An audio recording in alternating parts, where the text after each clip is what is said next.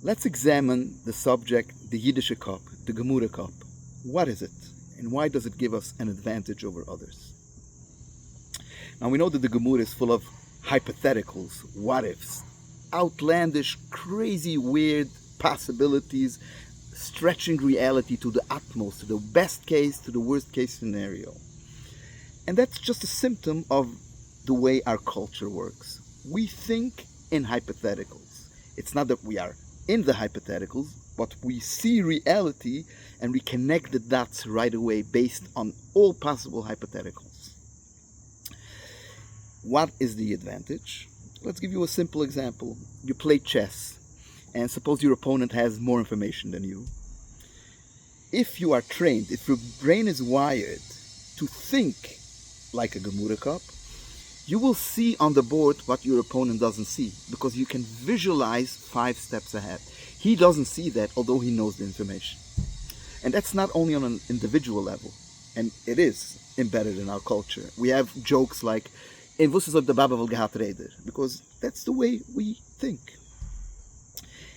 On a collective level, our narrative, the way we tell our story and we survive, is also based not from the Gemara, even from before. And I'll give you a small example. Yirmiyah Lamed Aleph, right after the Pusik Habayin Yakeli Ephraim, that which we're going to say this Rosh Hashanah, the most fascinating verse ever. Hatzivi loch Tziyonim, sim loch tamrirem. Mark posters, install traffic signs. And Yirmiyah is speaking to the Yiddish, to Klal Yisrael, as they are exiled from Eretz Yisrael by the Babylonians. Nobody is returning to their small land when an empire conquers you. There's no such real. Statistically, the probability is so slim. But if you have the trait, the Yiddish cup, you are able, while you see your people leaving the land, to already envision, to visualize the return. It says, Shivi b'silas Yisrael. We're going to return. It's a given.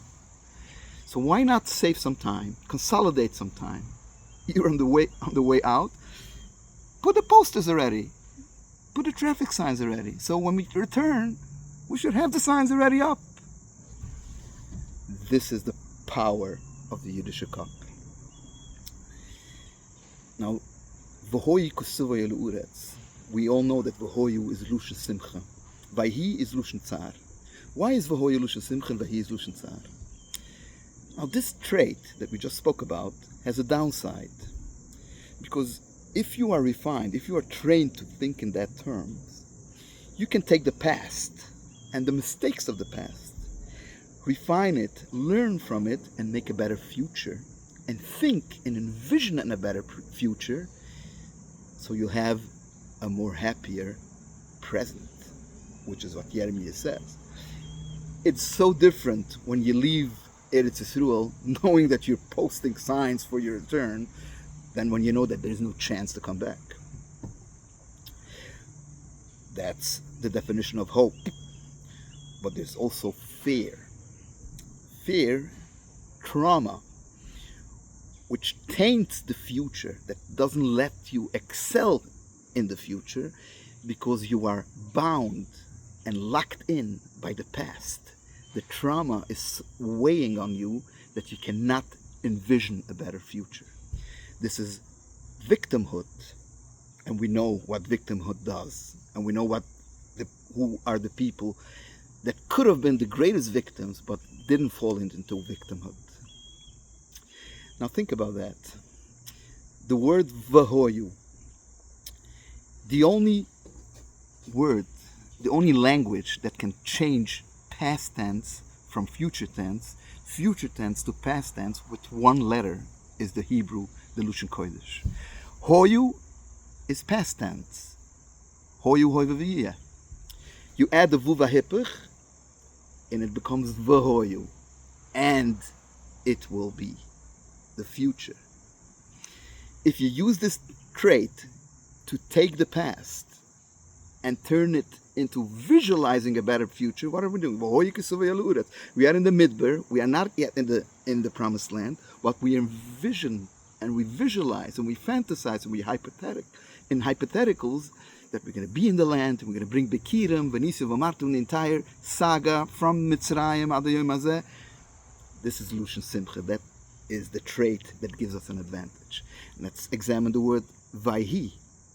Without a Vuv, Yehi is future. Yehi Oir. Yehi Achodesh Hazeh. You add a Vuv, it becomes past. Vayhi. Vayhi b'maya chashvayrosh. Vayhi mikayt shenasayim yumim. That is the bad trait that doesn't make you happy, that keeps you in your victimhood, in your trauma, because you are tainting the future by the problems and the accidents of the past. And that's Lushan Tzar. But us, Jews, the Gemura cup, the Yiddish cup, Vayehi, Vohoyu kisuvoy alu'uretz, Lushan Simcha, because we are able to visualize and fantasize about a better future.